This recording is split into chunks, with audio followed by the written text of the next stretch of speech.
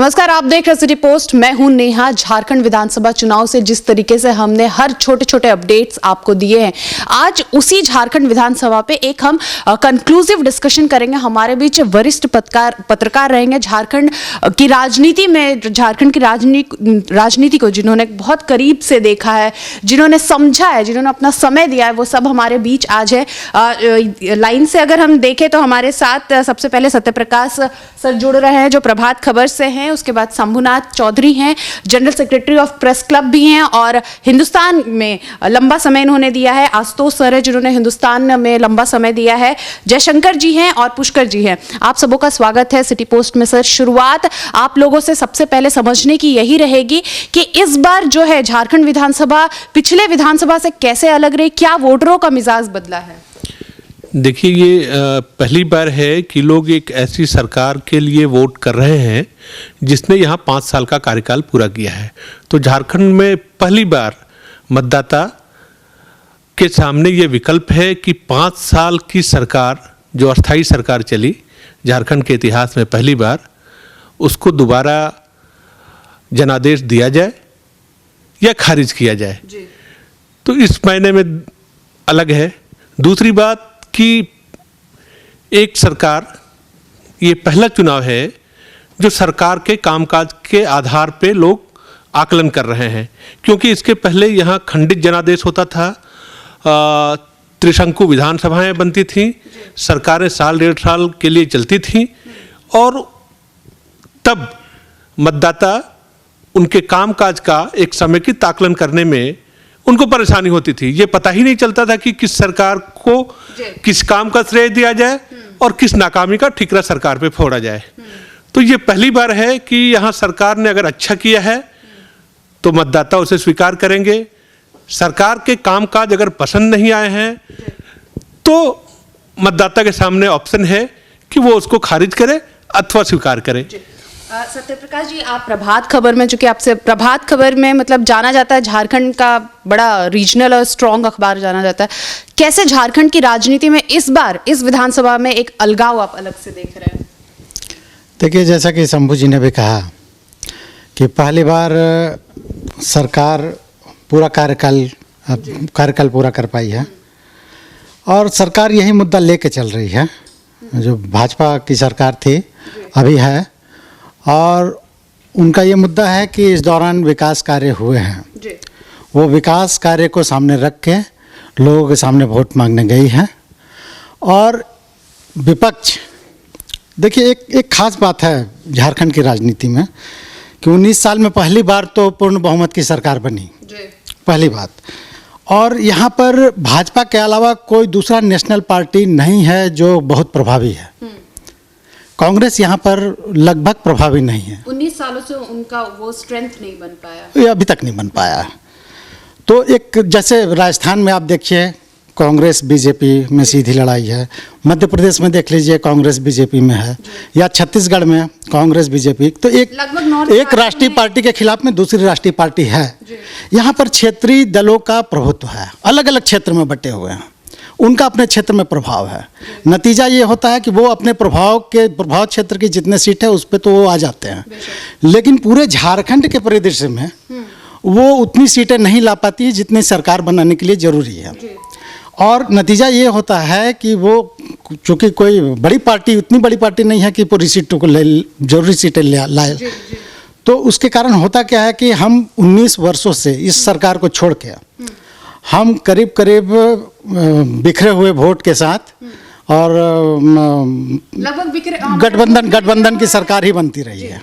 तो ये बड़ा आशुतोष जी, मैं आपसे थोड़ा सा समझना चाहूँगी, जिस तरीके से शंभू सर ने बताया कि जो हम ना तो किसी को सफलता का ही श्रेय दे पा रहे हैं, ना तो हम उनकी खामियों का भी दे पा रहे हैं। इस बार क्या अलगाव रहेगा और क्या इस विधानसभा चुनाव के बाद झारखंड को क्या एक अलग राजनीति देखने को मिलेगी? देखिए, सबसे बड़ी बात यह है कि जब से झारखंड बना है, इन 5 वर्षों में जो है इसकी छवि अलग बनी है। पहले क्या छवि थी कि झारखंड में माइंस का मामला था, चाहे जो भी डेवलपमेंट के वर्क होते थे उसमें भ्रष्टाचार के बात आते थे, और एक छवि नेशनल लेवल पर छवि खराब थी कि झारखंड में तो सिर्फ भ्रष्टाचारी भ्रष्टाचार है। अब इस 5 साल में जो कम से कम ये हुआ है कि इन मुद्दों से ये अलग रहा है। और जो भी विकास कार्य मतलब इसमें हुए निश्चित तौर पे हुए हैं, लेकिन थोड़ा सा लेट हुए हैं। और कोई भी बड़ा विकास कार्य जो होता है वो 5 साल 6 साल में पूरा होता है। इस गवर्नमेंट ने कम से कम अंतिम समयों में 2 साल पहले से जो है डेवलपमेंट काम किया है, वो अब दिखाई देगा अगले 5 सालों में। तो कम से कम मतदाता ये देख रहे हैं कि आगे जो है हमको फायदा हो, स्थिर सरकार रहने से विकास की ओर जा रहा है। लेकिन मतदाताओं ने ये भी देखा है कि महंगाई जो है चरम पे आ गई है। इसका भी कुछ असर जो है, इसका कुछ खामियाजा विधानसभा चुनाव पे जरूर पड़ेगा। प्याज का मामला है, पेट्रोल दिन पर दिन, सोना, जो भी खाने का सामान, अब लहसुन 240 रुपये किलो मिल रहा है, बताइए। तो आखिर मतदाताओं ने इसका भी थोड़ा ध्यान दिया है। लेकिन ये है कि अंततः जो है वर्तमान कुछ ना से सही कुछ सही, हाँ, वर्तमान का ही वर्चस्व रहेगा। मैं इस सवाल को रैप अप करते हुए क्या अलग देखने को मिल रहा है इस विधानसभा चुनाव में? देखिए, चुनाव तो झारखंड में 19 साल में तीसरी बार हो रहा है, लेकिन हम लोगों ने जो देखा इस बार कि मोदी के नाम पर ही चुनाव, जिस तरह से दूसरे राज्यों में या भारत सरकार के जो इलेक्शन होते हैं उस तरह से झारखंड में भी मोदी जी के नाम पर भी चुनाव मांगा जा रहा है। राज्य सरकार ने भी अपनी सफलताएं गिनाई हैं। लेकिन एक बात जरूर है कि झारखंड के कंटेक्स्ट में देखें तो क्षेत्रीय छत्रप जो हैं उनका प्रभाव को इनकार नहीं किया जा सकता है। और हाँ, और यही एक देखा जा रहा है कि बीजेपी अकेले है और क्षेत्रीय छत्रप कहीं ना कहीं आपस में मिले हुए 1-2 पार्टियों को हम अगर छोड़ दें तो उसका प्रभाव कहीं ना कहीं झारखंड की राजनीति में हमको आने वाले समय में दिखेगा। पुष्कर जी, बहुत जल्दी, क्या आपको कुछ नया देखने को मिल रहा है विधानसभा चुनाव में? कुछ भी नया नहीं दिखने को मिल रहा है। ये आजसू और बीजेपी का जॉइंट सरकार में पिछले जो लोग हाशिए में थे, आज भी वही लोग हाशिए में है। युवा का सवाल हो वो भी हाशिए में है, महिलाएं के सवाल हो वो भी हाशिए में है। जिधर देखिए गांव नहीं बदला है, गांव के लोग का जो हालात है वहीं के वहीं है। बड़े बड़े बिल्डिंग्स बने हैं, रोड्स बने हैं, इससे इनकार नहीं किया जाता, लेकिन चेहरे पे लोगों का मुस्कान नहीं है आया है। जो मुस्कान होना चाहिए कि अलग राज्य बना है और जिस मुद्दे को लेके बना है झारखंड अलग राज्य, उस राज्य में हम कहीं नहीं पाते हैं। और उस मुद्दे पे कोई किसी और बात नहीं कर रहा है, कि कोई तैयार नहीं है कि झारखंड अलग राज्य बना है संविधान की धारा 3A के तहत में, तो उसमें भाषा संस्कृति एक बड़ा मुद्दा है। हर राज्य की अपनी पहचान भाषा संस्कृति से है, लेकिन झारखंड में वो सवाल ही नहीं है। इसलिए आज देखिए कि जो पलायन हो रहा है वो पलायन आज भी देखिए कि बदस्तूर जारी है, बहुत ज़्यादा हो रहा है। राज्य बनने के बाद ये रुकना चाहिए था, अस्थिरता आनी चाहिए था, वो भी नहीं है। तो जो स्थानीय मुद्दे हैं, जो आज भी वैसे के वैसे हैं, जहां हम कल खड़े थे आज भी वही हाशिए में है। आज जिनको आरक्षण मिलना चाहिए था, आरक्षण इन सेंस की जो विलुप्त प्रजाति है या जो हम पत्रकार हैं जिनको हमको आरक्षण मिलना चाहिए, वो आरक्षण हमको नहीं मिल रहा है, वो संरक्षण नहीं मिल रहा है हमको। इसलिए ये एक बड़ा मुद्दा है जिस पे बहुत डिबेट की ज़रूरत है कि एक एक समाज के अंतिम व्यक्ति को आरक्षण देने की ज़रूरत है, जो आज हाशिए में है। आज हम निकलते हैं तो किसी की सिक्योरिटी नहीं है, कि सिक्योरिटी नहीं है कि वो हंसी खुशी घर लौट आए। अगर देखो, पुष्कर जी का यही कहना है कि जो कल जहां झारखंड था आज भी झारखंड वही है। तो अगर हम पहले सेशन में हम देखें, जब हमने इन सभी वरिष्ठ पत्रकारों से जानने की कोशिश की कि क्या अलग इन्होंने इस विधानसभा चुनाव में देखा, तो एक स्थिर सरकार स्वाभाविक है 19 सालों में मिला। जो स्थिरता थी उसके बाद थोड़ा बहुत विकास, देर से ही सही विकास हुआ, इस चीज़ को भी मानना ज़रूरी है। साथ में क्षेत्रीय दलों का कहीं से भी जो स्ट्रेंथ है, जो उनकी पार है, वो कम नहीं हुई। अब अगर हम दूसरे सेशन में चलते हैं तो शुरुआत शंभू सर एक बार फिर से आपसे करेंगे। वोटरों ने क्या सोच के वोट डाला होगा? क्या वोटरों की थिंकिंग चेंज हुई या फिर उसी ट्रेडिशनल वे में वोटर्स ने वोट डाले हैं? देखिए, मैं आपके थोड़ा पहले सवाल की तरफ ही लौटता हूं, चर्चा वहीं से शुरू करता हूं। ये पहली बार झारखंड में फिर है कि दोनों ओर से, पक्ष की ओर से और विपक्ष की ओर से मुख्यमंत्री का चेहरा स्पष्ट है। पक्ष ने भी जाहिर किया, ये पहली बार झारखंड में हो रहा है कि दोनों पक्षों ने, जो दो प्रमुख पक्ष हैं, विपक्ष ने जो गठबंधन बनाया है कांग्रेस, आरजेडी और जेएमएम ने, उन्होंने अपना मुख्यमंत्री घोषित किया है। पक्ष ने भी पिछले चुनाव को आप याद कीजिए, बीजेपी को बहुमत आई थी, पूर्ण बहुमत आई, लेकिन चुनाव से पहले उसने अपने मुख्यमंत्री के चेहरा स्पष्ट नहीं किया था।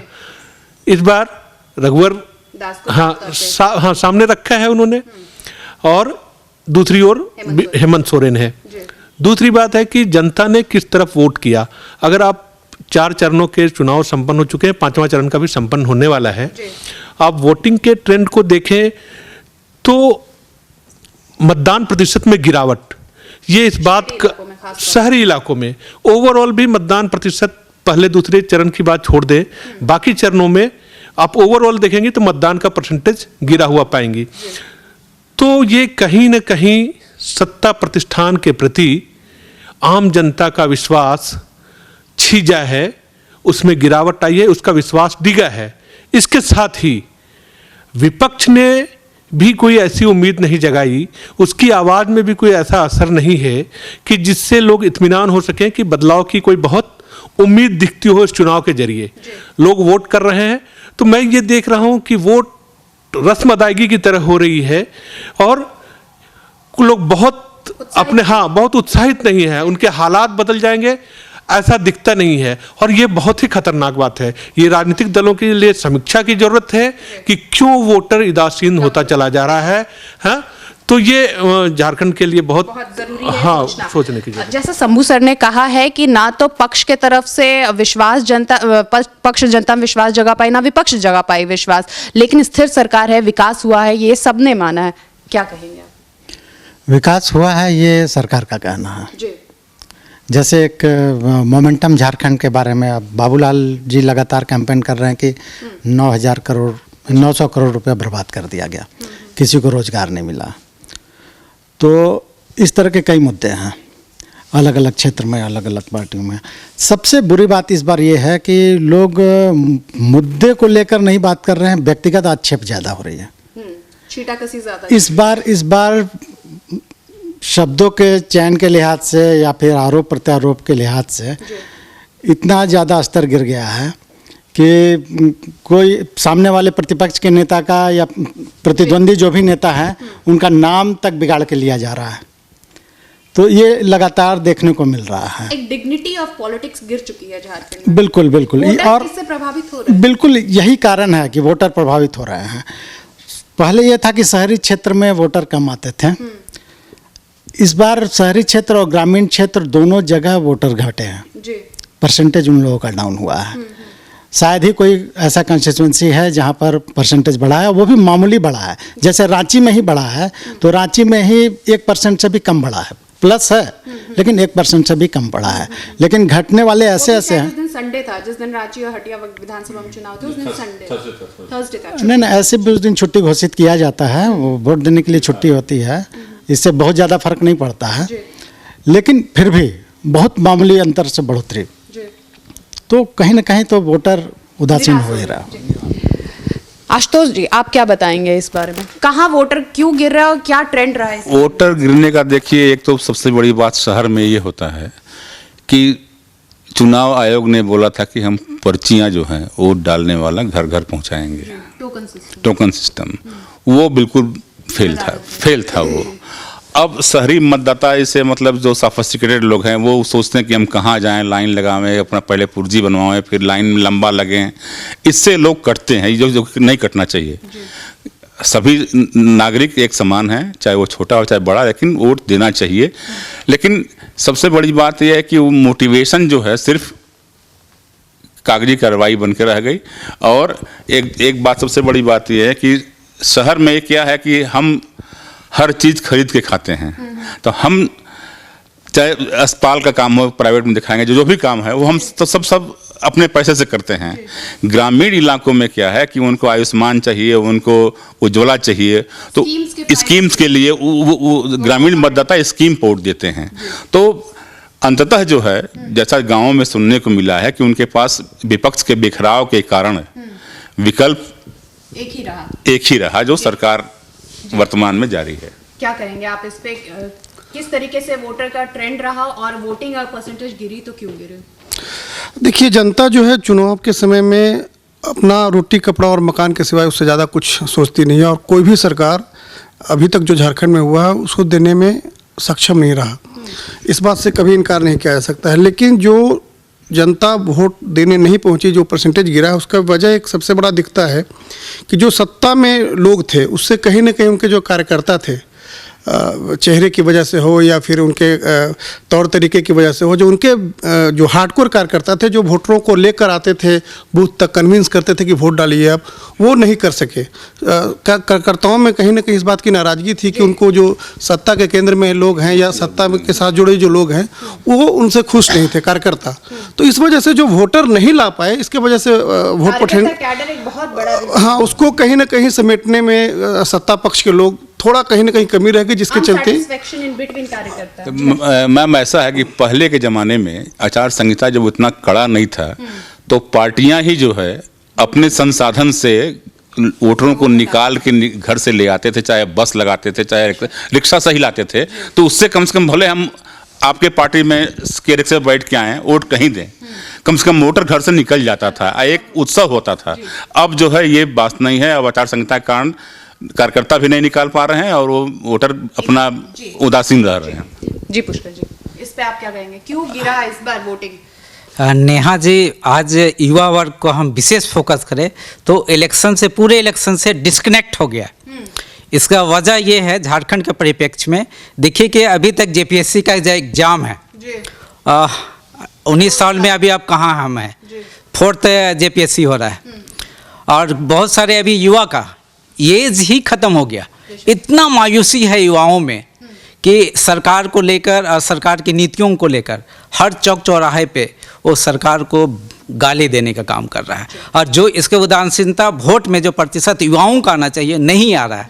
और जैसे कि अभी शंभू जी ने भी बोला, और जैसे कि योजनाओं को लेकर ही लोग, महिलाएं खास करके बड़ी संख्या में उतरी गाँव ग्रामीण में, या युवा देखिए कहीं नहीं है। इसलिए जो युवा का जो बड़ा एकदम, हाँ, जबकि मीडिया, हमारा जो प्रिंट मीडिया हो चाहे इलेक्ट्रॉनिक्स मीडिया है, सरकार के लिए वोट के लिए, इलेक्शन करने के लिए लोगों को काफ़ी प्रोत्साहित किए, कई तरह का योजना नारा के माध्यम से लोगों को जोड़ने का काम मीडिया किया है। लेकिन गवर्नमेंट के जो पॉलिसी रही है खास करके युवाओं के लिए, वो पॉलिसी को लेकर खुश नहीं हुआ, उनको रोजगार नहीं मिल रहा है।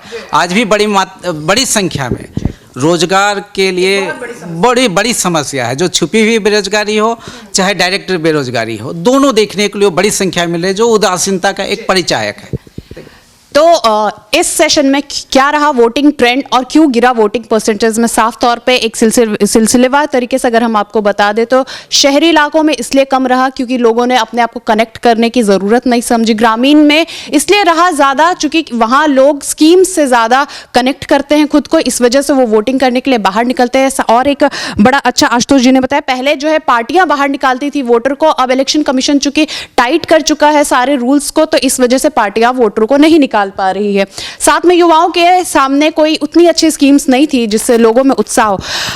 इसके बाद सर बहुत साफ तौर पे झारखंड में आदिवासी और नॉन आदिवासी एक बहुत बड़ा पॉलिटिक्स चलता है। अगर उसमें हम संथाल ले ले, कोयलांचल ले ले और तमाम जगहों पे ले ले, तो एक बहुत बड़ा ये पॉलिटिक्स चलता है। इसको आप लोग कैसे देखते हैं? इस बार क्या रहा आदिवासी नॉन आदिवासी पॉलिटिक्स?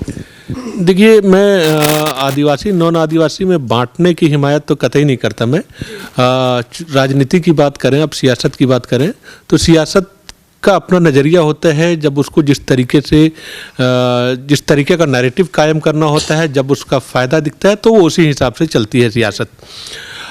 इस बार के चुनाव में CNT SPT एक्ट और बाकी चीज़ों में जो बदलाव का इशू था, इस सरकार ने कोशिश की थी कि उसमें CNT SPT एक्ट में बदलाव लाया जाए। विपक्ष ने उसको मुद्दा बनाने की कोशिश जरूर की, लेकिन मैं सहमत हूँ इस बात से, सतप्रकाश जी ने जैसा पहले कहा, वो ये कि इस चुनाव में ये तमाम मुद्दे दरकिनार हो गए। ये जो जिन मुद्दों पे चुनाव होना चाहिए था, जिन मुद्दों पे बात होनी चाहिए थी, अंततः उन मुद्दों पे बात नहीं हुई और ये चुनाव व्यक्तिगत आरोप प्रत्यारोप का मंच बनकर रह गया। चुनाव प्रचार, आप पूरे चुनाव प्रचार पे देखेंगी तो एक दूसरे के मीन मेख निकालने में लोग लगे रहे। मुद्दों पे बात कम हुई, किन चीज़ों से बेहतरी आ सकती है, किससे आदिवासियों का जीवन स्तर सुधर सकता है, कौन से प्रावधान किए जाने चाहिए, तो इन मुद्दों पे बात नहीं हुई। इसका कोई रोड मैप न तो सत्ता पक्ष की ओर से दिखा, न विपक्ष की ओर से दिखा। तो ये दुखद स्थिति है। सत्यप्रकाश जी, आप इस पे क्या कहेंगे? आदिवासी नॉन आदिवासी नैरेटिव को इस विधानसभा चुनाव में आप कैसे देखें? नहीं, ऐसी कोई बात है नहीं। आदिवासी में भी नॉन आदिवासी में भी दोनों तरह के विचारधारा के लोग हैं।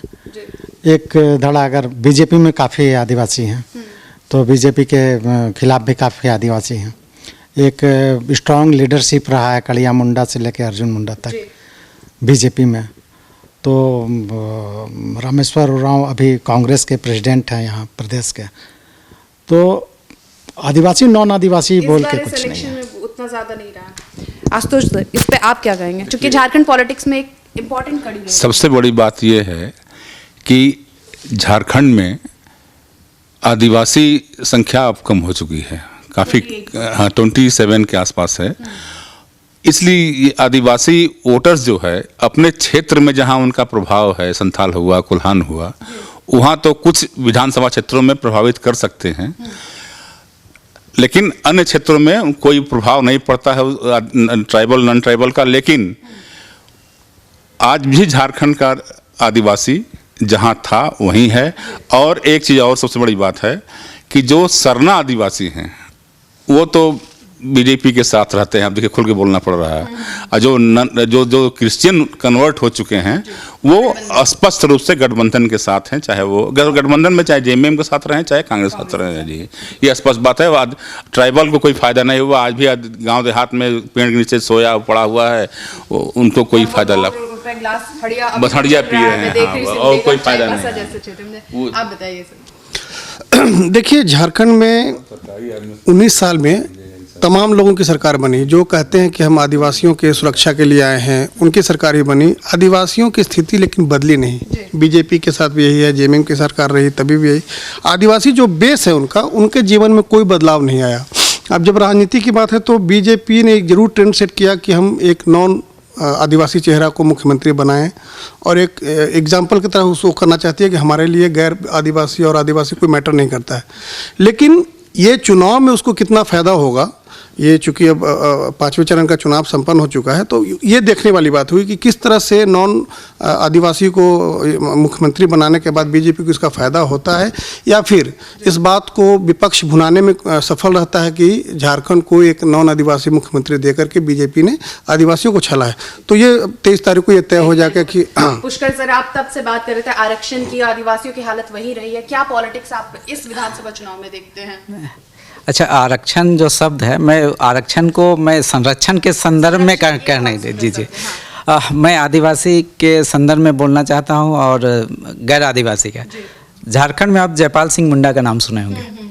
जयपाल सिंह मुंडा के उससे पहले आदिवासी महासभा चलता था झारखंड में। जब जयपाल सिंह मुंडा आए राजनीति में सक्रिय रूप से, तो उन्होंने आदिवासी महासभा को भंग करके झारखंड पार्टी का निर्माण किया। तो वहीं पर आदिवासी और नॉन आदिवासी का जो ड्यूरेशन था या बीच जो खाई था, उसको उन्होंने भर देने का काम किया। इसलिए यहाँ कोई फीलिंग नहीं थी। इसलिए यहाँ पर कई कवि हुए, उन्होंने कहा कि झारखंड के 2 संतान, आदिवासी और सदान, एक माँ के 2 संतान, ऐसी नारा भी चला और ये लगातार चलता ही रहा। इसमें कोई फीलिंग नहीं रही। अलग राज्य भी बना था, अलग राज्य के मुद्दे में कहीं आदिवासी और सदान वाली कोई बात ही नहीं हुआ था। लेकिन जैसे जैसे राजनीति आ गया तो स्तर कई लोगों ने गिरा दिया, जातीय विशेष वर्ग में आ गया। अगर जाति कोई विशेष जाति का है तो किस वर्ग से आता है, यहाँ तक नैतिकता गिरी लोगों के। लेकिन आदिवासी और नॉन आदिवासी में कोई फीलिंग नहीं है आज भी ग्रामीण क्षेत्र में, और वो बना हुआ है। वो गैप एक डिस्टेंस एकदम आज भी पैरेलल है। इसलिए देखिए कि यहाँ कई प्रथा चलता है। यहाँ 2 त्यौहार आता है जिसमें सरहुल में देखिएगा सामूहिकता की बात है, एक साथ जुड़ा कर नाचता है। अखड़ा में भी देखिएगा तो सभी नाचने वाले लोग एक ही है। कौन राजपूत है भी पता नहीं चलेगा। राजपूत अगर राजा है तो देखिएगा कि जो उसके घर में सर्वेंट महतो है तो महतो गाना गा रहा है और राजपूत ढोलक बजा रहा है, राजा। इसलिए कोई डिफरेंस नहीं है। यहाँ एक अखड़ा में सब नाचने वाले लोग, सामूहिकता की बात होती है झारखंड में। इसलिए यहाँ हरियर महतो भी है, हरियर सिंह भी है, हरियर मुंडा भी है, हरियर पाठक भी है, हर तरह के एक चुनाव में आप कैसे देख रहे हैं? क्या किसी तरीके से प्रभावित हुई आदिवासी नॉन आदिवासी पॉलिटिक्स? ये तो सरकार को क्या प्रभावित करेगी? कुछ क्षेत्रों में हुए हैं। जैसे देखिएगा कि जो आपका इधर कोल्हान क्षेत्र में कोल्हान में अभी आपका देखिएगा तो मुंडा को लेके हुआ है कि नहीं ये मुंडा है, और कुछ लोग बोला कि नहीं ये हो है। इस मुंडा में बोला कि मुंडा में पातर मुंडा है और मुंडा है। ये कई तरह की बातें आई थी, आपसी बातें आई है, इसलिए थोड़ा थोड़ा अंतर आया है, जिसमें कि कुछ उरांव में भी कुछ मुंडा बेल्ट में उरांव लोग हैं, हो में भी कुछ उरांव लोग हैं, तो उसको भी अंतर करने का काम किया है।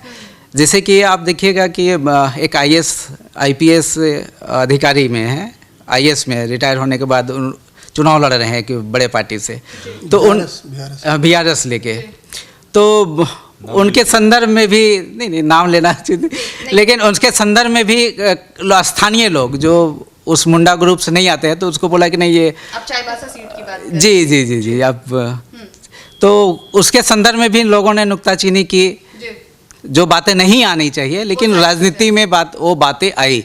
जैसे लोहरदगा के संदर्भ में भी आया कि वहाँ आजसू पार्टी का एक कैंडिडेट खड़ा हुआ, तो वो किसी की पत्नी है, तो वो भगत कम्युनिटी से है, टाना भगत ग्रुप से, लेकिन उसकी मिसेस जो रही वो टाना भगत परिवार से नहीं, बैकग्राउंड नहीं था, तो उसके संदर्भ में भी कई तरह का फीलिंग की बातें आई। तो कहीं ना कहीं आदिवासी पॉलिटिक्स रही है, हाँ रही है। तो स्वाभाविक है मेरे ख्याल से ये तो झारखंड में लड़ोगे चुनाव और 27% जहाँ उसका परसेंटेज हो, तो कहीं ना कहीं तो उस बात को तो आना है ना सामने। और जहाँ उनकी सीटें हैं, जो ST सीटें हैं, तो उस पर तो उनका प्रभाव चलेगा ही, और उसमें उसी में पातर मुंडा हो, चाहे खड़िया हो, चाहे उरांव हो, तो आपस में वो विद्वेष की भावना तो आएगी ही।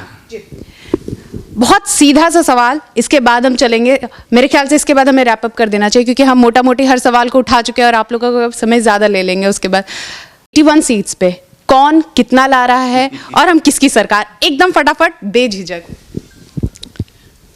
देखिए, इस बार कहना मुश्किल है, पहले ये तो कहना हमेशा मुश्किल रहता है। Intuition, calculation sir.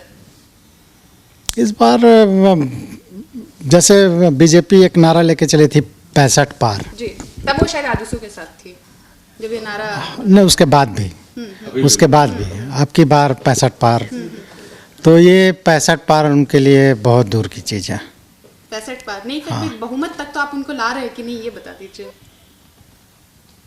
वो बाहर से समर्थन लेना पड़ेगा, बाहर से लेना। हाँ, और 2-3 पार्टियां मिलकर ही सरकार बना पाएंगे।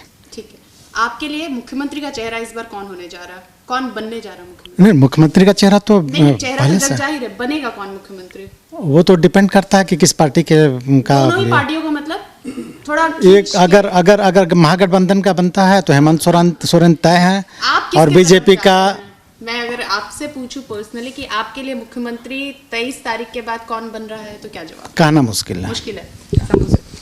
नहीं, ये बात तो कही नहीं जा सकती है कि मैं किसे चाहता हूँ। मैं जिसे चाहता हूँ वो इस रण क्षेत्र में ही नहीं है। मैं चाहता हूँ, मैं जैसे व्यक्ति की कल्पना करता हूँ वैसा तो व्यक्ति तो मुझे दिखता ही नहीं है चुनाव में। रही बात इस चुनाव में सीट्स की, तो ये बिल्कुल तय है कि किसी सिंगल पार्टी की बहुमत वाली सरकार नहीं बनने जा रही है। सरकार 2-3 पार्टियों के मेल से बनेगी। अब जो बना ले, संख्या बल जिसके पास आ जाए जोड़ तोड़ के, तो सरकार। हाँ, चांसेस किसकी है? नहीं, मुझे की चांसेस ज्यादा लग रही है आपको या नहीं, मुझे लगता है कि बीजेपी सबसे बड़ी पार्टी तो बनेगी, ये बात तय है कि अगर सिंगल लार्जेस्ट पार्टी की बात करें तो वो बीजेपी बनेगी।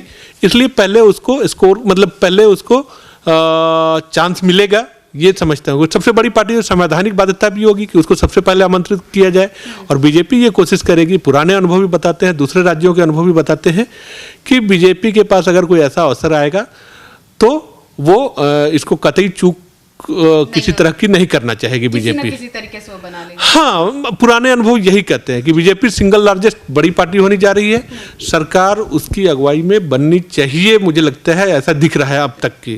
कई उदाहरण है जी, आशुतोष जी बताइए। इस बार फिर पुरानी यहाँ इतिहास दोहराया जाएगा। हाँ, उसी नहीं, उसके पहले जो मतलब कोई स्पष्ट बहुमत किसी को नहीं मिलता था और जोड़ तोड़ की राजनीति होती थी, वही इस बार फिर यहाँ होने जा रहा है।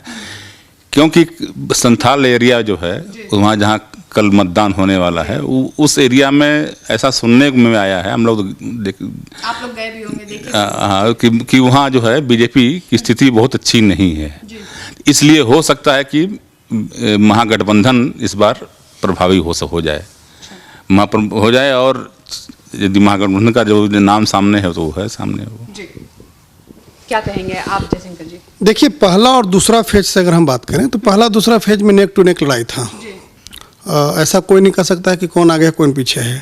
थर्ड फेज फोर्थ फेज में बीजेपी ने अपने आप को रिटेन किया है, लेकिन फिफ्थ फेज के इलेक्शन जब हुए हैं उस समय जो दिल्ली और दूसरे शहरों में एनआरसी और सी कैब को लेकर कुछ इशू है, वो कहीं ना कहीं उसका असर देखने को मिला, उसमें देखने को मिला।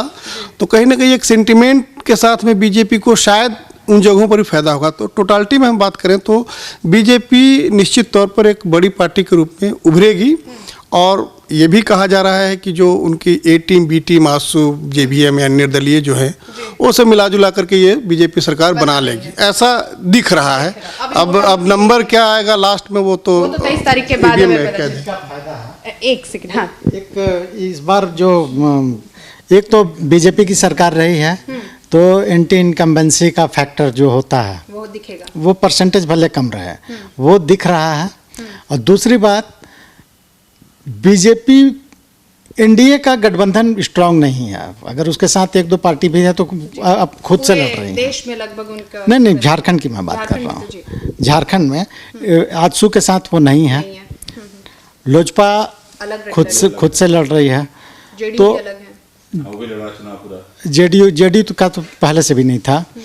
तो बीजेपी अकेले दम पे अकेले चल रही है।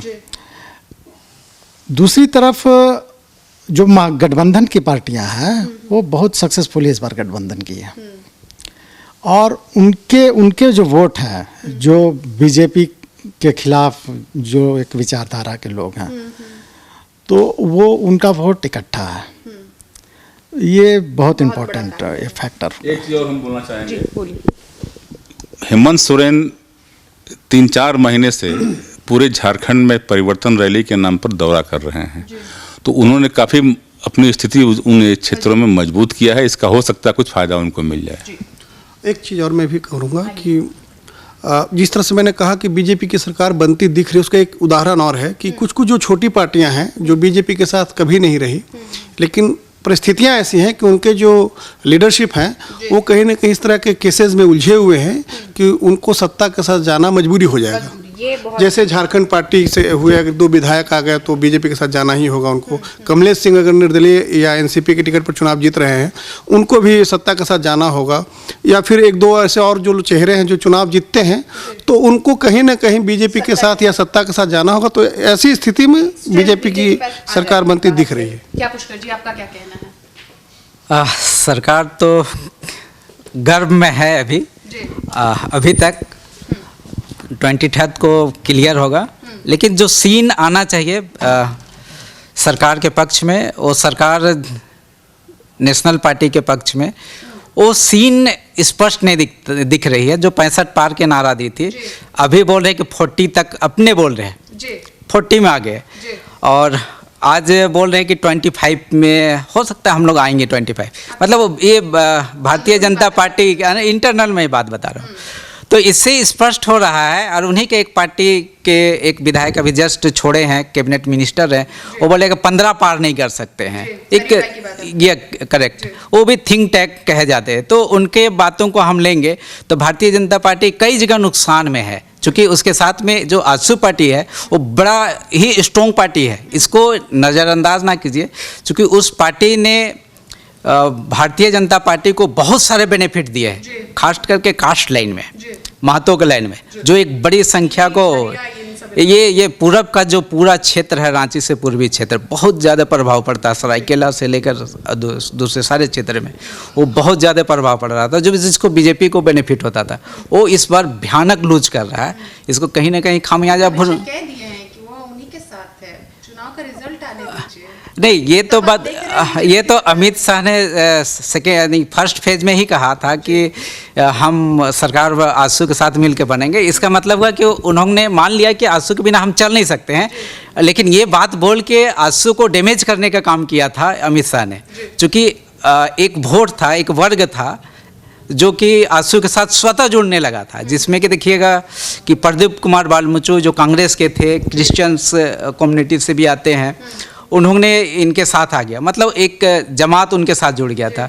फिर एक जेएमएम के बड़े एक्स एमएलए आपका पाकुड़ से भी लड़ रहे हैं, अकील अख्तर, वो जुड़ गए थे, तो एक कम्युनिटी उनके साथ में आजसू की तरफ आने लगा था। तो एक मास मोबिलाइजेशन आजसू के पक्ष में होने लगा, जो भारतीय जनता पार्टी से भी लोग नाराज थे, जैसे कि इनके तरफ आने लगे थे। जैसे कि आपका देखिएगा कि राधा किशोर एक बड़ा चेहरा था, भारतीय जनता पार्टी छोड़ के आने लगे। ऐसे कई चेहरे थे जो कि आजसू को बड़ा लीडर के रूप में रेडीमेड मिलने लगा, जिसका फलाफल दिखाई देगा इस चुनाव में। हाँ, इसलिए इस चुनाव बहुत चौंकाने वाला परिणाम लेके आएगा। सीट में आप कितना दे रहे हैं भारतीय जनता पार्टी को और गठबंधन को, और आपको कौन लग रहा मुख्यमंत्री बनेगा? मैं दे नहीं रहा हूँ, भारतीय जनता पार्टी के लोग 25 तक वो लोग खुद बोल रहे हैं। तो रघुवर को नहीं बनाने चाह रहे? हाँ, आजसू मैक्सिमम अगर पर हेमंत को ले रहे हैं? नहीं, देखिए अगर सिंगल लार्जेस्ट पार्टी के नहीं, मैं चूँकि मेरा स्मार्ट पर्सनालिटी है सुदेश महतो, तो जाहिर सी बात है मेरा झुकाव स्मार्ट है, उसका वर्क कल्चर जो है और एक विजन है और सेल्फ मेड लड़का है। वो लड़का आज के तारीख में सेल्फ मेड है और उसके पास देखिएगा कि जो बिजनरी है। तो आप उनके साथ जा रहे हैं, लेकिन प्रैक्टिकली अगर हम लोग देखें तो आपके पास दो ही मुख्यमंत्री ऑप्शन है, हेमंत या रघुवर, और आपके लिए फिलहाल नहीं, रघुवर का सीएम होंगे ये भारतीय जनता पार्टी अभी तक तय नहीं की है, नहीं की है। अच्छा। लेकिन ये गठबंधन के तय होगा कि चूंकि जो गठबंधन में मान लिया आजसू आ जाता है या जेवीएम भी आ सकता है, ये चौंकाने वाला परिणाम होगा और सीएम भी चौंकाने वाले होंगे, सीएम का चेहरा भी चौंकाने वाला हो सकता है। इसलिए सब कुछ चौंकाने वाला परिणाम लेकर आएगा नया साल। एक चीज़ और है, आजसू जो है वो सत्ता के लिए महागठबंधन में भी जा सकती है। मान लीजिए बीजेपी की बीजेपी गवर्नमेंट नहीं बनता है तो वो उधर भी जा सकते हैं, क्योंकि राजनीति में सब कुछ संभव है। कोई दोस्त कोई दुश्मन नहीं है, कोई जा भी चुके हैं। उनके एक मंत्री सुदेश महतो पहले बीजेपी के साथ थे, लेकिन उनके एक मंत्री जो थे वो जेएमएम में मंत्री भी थे वो, इसलिए वो दोनों जा सकते हैं। कुछ कह रहे थे? नहीं, वही मैं सहमति। हाँ, तो कुल मिला के ये डिस्कशन, एक हेल्दी डिस्कशन हम यही ख़त्म करते हैं।